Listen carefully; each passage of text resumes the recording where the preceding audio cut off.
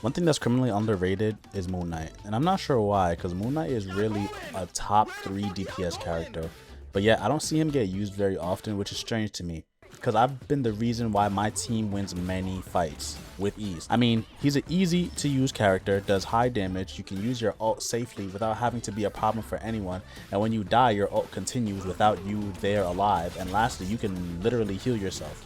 Yes, you can heal yourself. Okay, that was a lie. But technically, you can heal yourself with a cloak and dagger team up power up thing that allows you to cloak yourself and provide yourself healing. And come on, like, let's be real. Most of your games are going to have a healing cloak and dagger. So that almost guarantees a team up almost every single time.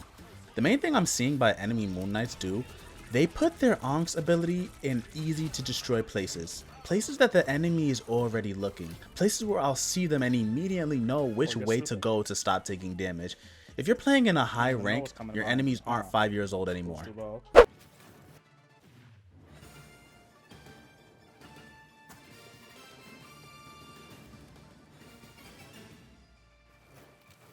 Well, let me rephrase that. Your enemies aren't all 5 years old anymore. Stop putting it at their feet.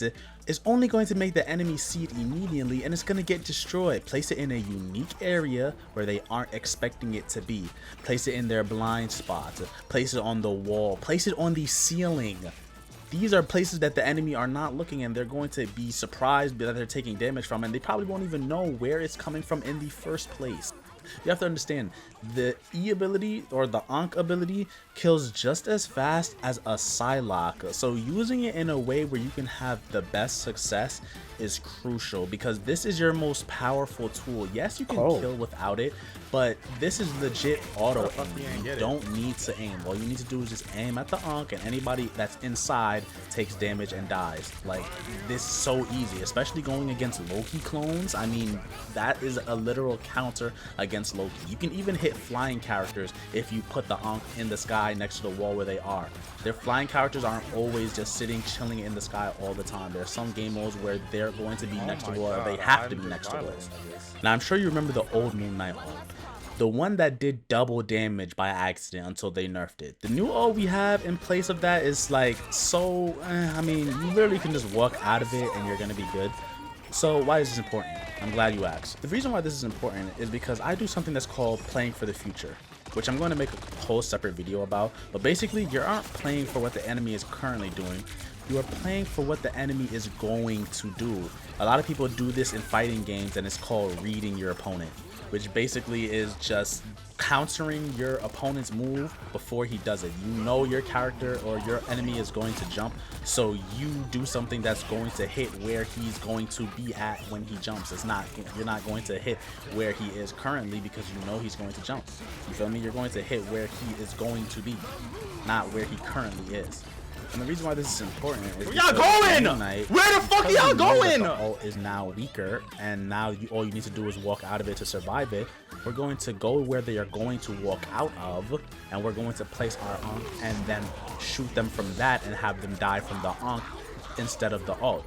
They're going to walk out with some damage taken from the ult in the first place, but the Ankh is really what's going to be the finishing kill, because now we know where they're going to be. And since we know where they're going to be, since we see them backing up, we can place an Ankh where they're backing up to. This is really useful when you're trying to kill the healers, because now the healers are going to be so heavy set on staying alive, so that they can keep everybody else alive. They're going to back their big old fat booty right into my Ankh, and that's my trap for me to kill them, and especially a Rocket Raccoon. That Rocket Raccoon revive beacon is very powerful. If I can get this Rocket Raccoon out of play, that's me easily taking out one healer and destroying their chance of a revive.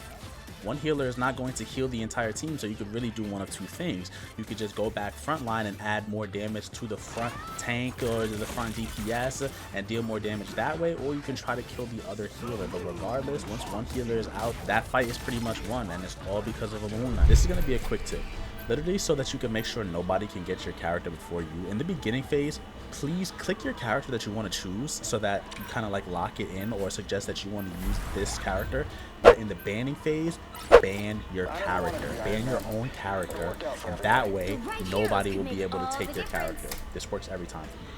Back to the topic at hand though, your ult charge. Since we're on the topic of ults, I want to mention to you that you will be getting your ult very quickly. Stop holding your ult for the perfect moment. There's a lot of times where you're going to be the very first person to have your ult in the beginning of a round, so you could be able to be the one to throw that ult out, and you can immediately win because no other team or no other healer is going to have any defensive ult to like guard against that ult because they're still charging. Moon Knight probably gets his ult the fastest in the game. You're going to get your ult very quickly. There's times where I've gotten my ult in 20 seconds from just using my ult. And I wanted to throw it out again, but I didn't because I seen that, okay, we're winning. No sense of throwing it out. But do not just be saving your ult all the time because you're, whatever the case is. Use your ult. Another very important thing that I also, again, am going to make its own video about is I want you guys to understand that Moon Knight's ult is a damage ult. There's some ults that don't do damage. It's merely an ult to put the enemies in a position for the DPS characters to deal damage or to stall on point. So I'm going to say ult combo. I'm going to say this with my full chest. Please ult combo in every single match that you play. This is not a Moon Knight tip. This is a every character tip. Ult combo in every single match that you play. There's times where the game has legit got turned around because I ult combo. There's times where a defensive ult meant nothing because I ult combo.